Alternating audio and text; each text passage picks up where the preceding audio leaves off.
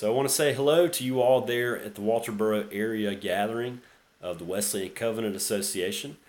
I'm sorry I can't be with you in person tonight, but this is our best way to connect, and this does give you a chance to fast forward or to cut me short or do whatever you got to do. I want to be brief here, but just have three things for you. First, in the way of introduction, my name is Reverend Josh McClendon. I've been an elder in South Carolina for just over 12 years and have enjoyed it greatly. If you don't know, you probably do know better my father, Tim McClendon, who's been an elder here for more than 30 years and served in every possible role in the annual conference. My sister is also an elder. She's currently an associate at Bethany in Somerville, and I'm actually here in Florence at Pisgah Methodist Church for just over a year. That's just to say we're all very Methodist. I'd like to say that we grew up Christians first, who happened to be Methodists. But in recent years, I want to point that out because we're a very Methodist family, very Wesleyan in our theology and our understanding of doctrine and worship.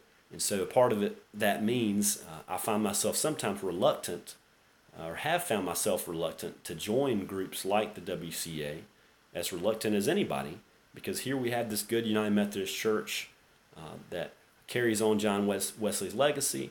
Why do we need something new? But again, we know the reality as we gather tonight is that it might just be that something new is just around the corner.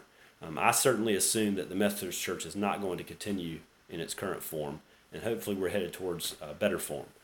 But that said, it's been my pleasure to serve as one of your delegates to the Global Gathering of the WCA this past weekend in Tulsa. That included the Legislative Assembly on Friday and a time of sort of worship and gathering on Saturday.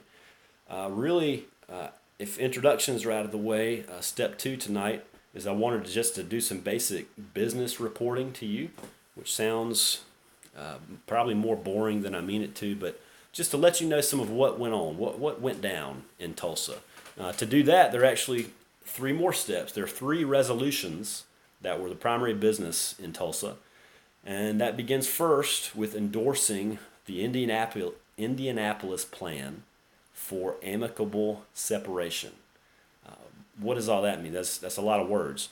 Well, this is a group of petitions headed to General Conference 2020, and it's one of several plans to propose some way for us as Methodists to branch off into multiple versions of the Methodist Church.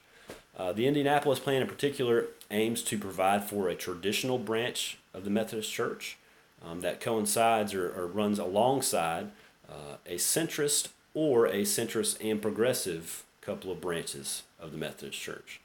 That is to say that much of the institution of the Methodist Church could continue legally in the centrist branch, which is that they would continue to maintain so many of our boards and agencies and various Methodist things that some folks out there just think are priceless. But it gives traditionalists a chance to branch off into our own new expression of the Methodist tradition. What does that mean? A few things to bear in mind. You have a chance to go and read the entire Indianapolis plan online. It is extensive. Just to summarize for you, it really gives folks a chance to choose which branch of Methodism to affiliate with. That is to say that annual conferences could choose to affiliate with one or the other denomination by voting by a simple majority. And if folks didn't appreciate how their annual conference voted, then they could vote as churches to affiliate with a different denomination. Clergy and bishops both would choose which denomination to affiliate with. And ultimately, some of those groups would default to the centrist Methodist Church. Bishops and conferences that chose not to vote would default to the centrist Methodist Church. But for those who wanted to, local churches, clergy, bishops, and annual conferences, they could branch off as traditionalists. There's all sorts of debate about how those separations happen related to liability costs. And the Indianapolis plan proposes just kind of a division of the unfunded pension liability. There's also a question of how we get started once we start to branch out. Well, the plan proposes that there would be inaugural general conferences held in the fall of 2021, so that new denominations could gather then and then begin to function independently by January 1st, 2022. A big thing to keep in mind is that a few organizations would be untouched by this split. WestPath, which is our financial arm as Methodists, UMCOR, which is our missional agency, United Methodist Men, United Methodist Women. Several of those groups would continue to be independent groups with their own boards of directors, and then any number of Methodist denominations or branches could choose to connect with those groups. Another thing to keep in mind, though, is that if a plan like this doesn't take shape exactly as printed in the Indianapolis plan, because these petitions come to General Conference and will be edited and engaged, the resolution from the WCA this weekend, the first resolution, was to support the principles outlined by the Indianapolis plan, which is that for a great many Methodists, it's time for us to part ways in a fair way, and this provides a path to do that. The first resolution did also include language that if this type of plan doesn't pass, we hope to see the full implementation of the traditional plan.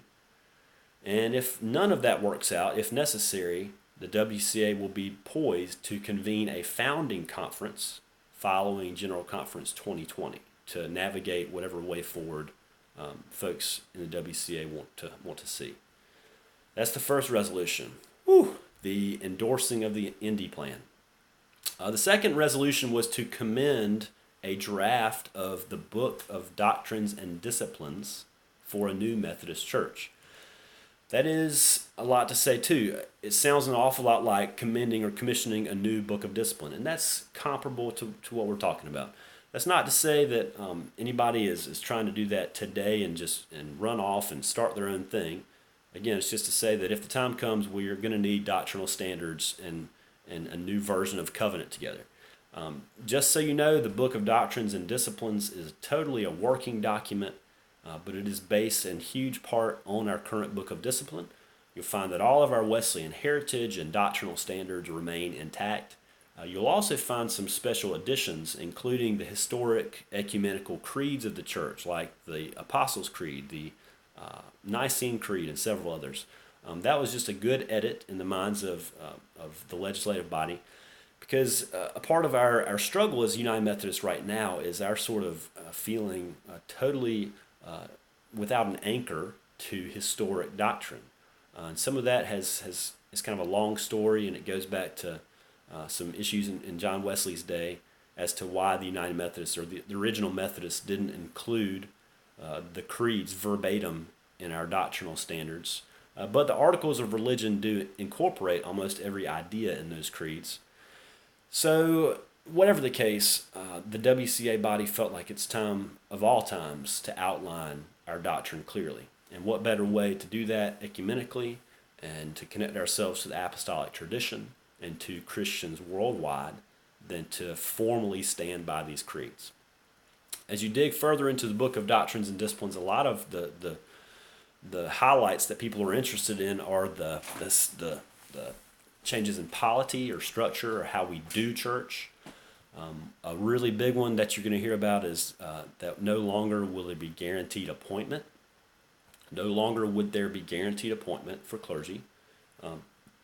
At the same time, that goes in hand with a major change in the itinerant system, which is that there would no longer be sort of a forced itinerancy, where having heard from local churches and pastors, the bishop and the cabinet sort of deliberate on their own and make their own decisions.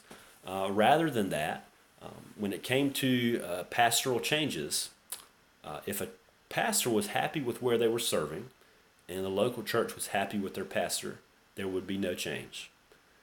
But if a pastor decided to depart from that church for various reasons, whether it was retirement or to move or whatever the case, then, and there was an opening then it would be time for the cabinet and the bishop to sort of spring into action to help the local church find their next minister. Now, a key part of this process is that the new Book of Doctrines and Disciplines no longer uses the language of district superintendency. Rather, they use the language of presiding elders, which is a throwback to the historic Methodist tradition. The idea is that presiding elders would oversee an area of maybe no more than 20 or 30 churches, which is a far cry from today's districts that have anywhere from 60 to more than 80 churches. The idea is that the presiding elder would also probably be a pastor who serves in that district area. And no longer would a bishop simply appoint all of the district superintendents or presiding elders. A local area, the district itself, the clergy in that district would nominate and elect 3 potential presiding elders from their number, and then the bishop would have the right to choose which one would serve in that role. I think these are just great changes that comes with a term limit of no more than 12 years. Additionally, bishops would for the first time have term limits, and bishops would not be allowed to serve more than 12 years in their role before they revert back to the local church. So I think these are just great changes to have term limits for bishops, and no guaranteed appointment can be sticky, but can probably be something that we need to entertain. These are the kinds of things that we're kind of free to wonder at together as we look at something new. There are a whole lot of other things for you to look at in the book of Doctrines and Disciplines, and again, I invite you to do that. Just want to always re-emphasize that it's a working document, and the body knows that, but it's a beginning. So the first resolution was to endorse the Indianapolis plan. The second resolution was to commend the book of Doctrines and Disciplines as a drafted working document. The third resolution was to approve the creation of 6 key ministry task forces, which are intended to provide a vision or a blueprint for our future movement. What on earth does that mean? I'm not going to read for you the name of these 6 ministry areas, but you can imagine the sorts of things that the church would like to dig into if we find ourselves suddenly free to be a new form of Methodism. In other words, envision a time when we're finally done with all this conflict and all this other stuff, and we're finally more free and nimble and less institutionally frozen, so that we can start to refocus on what is God actually calling us to do. What's our ministry to look like? These are 6 key ministry areas to sort of start to navigate that, to start to draw us towards what we want to do next. Again, you can check those out, find all that online, but those are your 3 resolutions that were passed in Tulsa. So, first we were introduced. Second, that's some of our business reporting. Third, as we wrap up here, I just wanted to say on a personal level that this past Saturday, was an exceptional experience. I've had folks who've told me that it's been an awesome experience to go to one of these sorts of conferences, whether the New Room Conference or there are various other sort of Orthodox Wesleyan events to attend. Folks have said the same things, and I totally understand now that it's something special to be in a room and to worship and fellowship and meet and learn from folks where you have a sense of accord. I'm not talking about like the Honda in your driveway.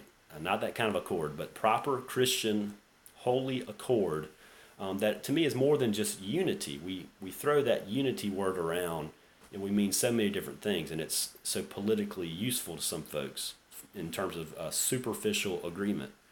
But I'm talking about accord like the sense that sincerely the Spirit is a shared spirit between us. And even though I find myself in this room with strangers from all over the United States and all over the world, we are in a wild sense of the same place in terms of our hopes and our dreams, and sometimes our frustrations and our rooms to grow. It was just an awesome thing to be in this room with all these folks and to stand together, to clap together, to shout together, not because we were being coached to do so, not because the sign came on that said applause, but just because we were right there together.